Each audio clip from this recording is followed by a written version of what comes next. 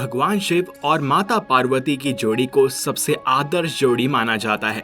दोनों के विवाह के पीछे का घटनाक्रम बहुत ही संघर्षों से भरा हुआ है। जहां भगवान शिव का माता सती को खोने के बाद विरागी हो जाना, वहीं बाद में माता का हिमवान के घर जन्म लेना, फिर महादेव की वर्षों तक घोर तपस्या करना और तब जाकर अंत में उनका मिलन होना पुरुष और प्रकृति का मिलन कहलाया, जिसको हम सभी भक्त महाशिवरात्रि के रूप में मनाते हैं। पर क्या आप जानते हैं कि भगवान शिव की एक बहन भी हुई थी? जी हाँ, इसके पीछे भी माता पार्वती की ही इच्छा थी। तो चलिए आज जानते हैं इस कथा के विषय में। किंतु आगे बढ़ने से पहले हमारे साथ जोर से बोलें शिव शंकर से विवाह के उपरांत माता पार्वती अपना भरा पूरा परिवार छोड़कर कैलाश पर आ गईं। कुछ समय बाद वे स्वयं को बहुत अकेला महसूस करने लगी। उन्हें माता पिता का दुलार, सखी सहेलियों का साथ बहुत याद आने लगा था।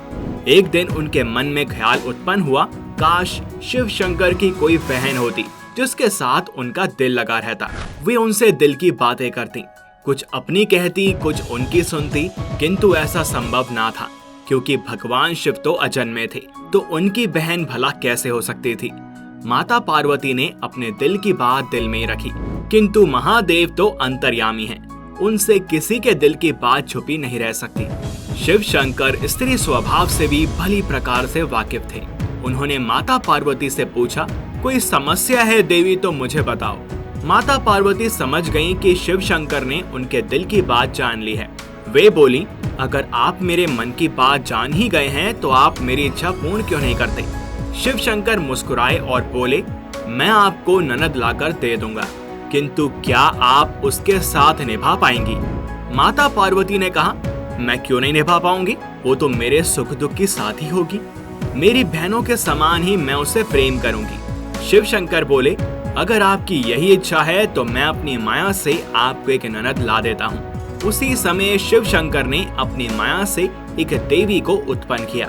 उस देवी का रूप बहुत विचित्र था। वह बहुत मोटी थी और उनके पैरों में ढेरों दरारें पड़ी हुई थी। भगवान शिव ने उनका नाम रखा असावरी देवी।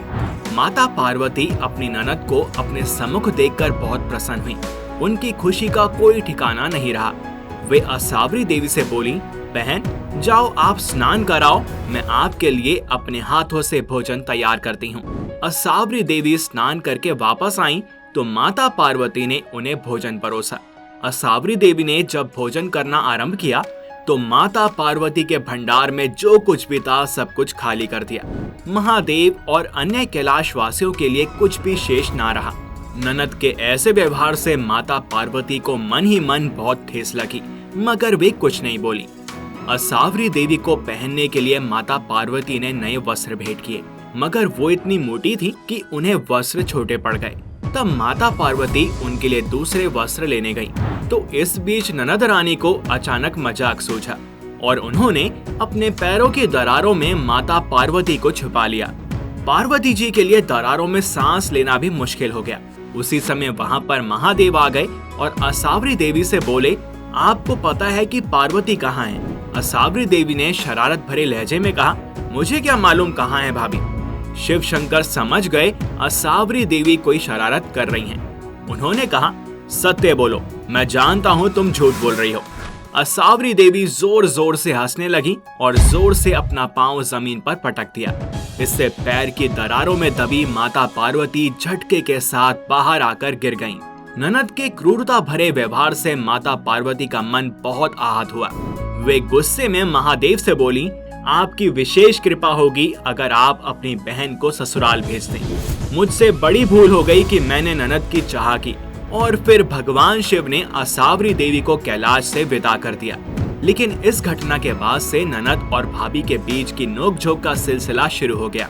प्राचीन काल से आरंभ हुआ ननद और भाभी के बीच नोकझोंक का सिलसिला आज तक चल रहा है। तकरार, मनमुटाव, नोकझोंक किसी भी रिश्ते में ना हो तो कोई भी परिवार मजबूत नहीं हो सकता। अपने रिश्तों में प्यार और विश्वास लाना है तो ऐसे तकरारों से मुंह नहीं मोड़ना चाहिए, बल्कि खुशी खुशी उन्हें गले लगाना चाहिए। किंतु याद रहे कि पानी सर के ऊपर नहीं जाना चाहिए। तो एक बार हमारे साथ पुनः बोलें, हर हर महादेव! इस वीडियो में केवल इतना ही। अगर आपको माता पार्वती और महादेव की ये कथा पसंद आई हो तो कमेंट सेक्शन में हर हर महादेव और जय माता दी अवश्य लिखें। आप अगर चैनल पर नए हैं तो इसको सब्सक्राइब कर लें और बेल आइकन को भी प्रेस करें। इससे आपको हमारी लेटेस्ट वीडियोस के अपडेट्स लगातार मिलते रहेंगे। और हाँ, अगर आपको वीडियो पसंद आई हो तो इसको लाइक करें और अन्य भक्तों के साथ भी इसे शेयर करें। मिलते हैं आपसे अगली वीडियो में और भी रोचक कथाओं के साथ। तब तक के लिए हरि ओम।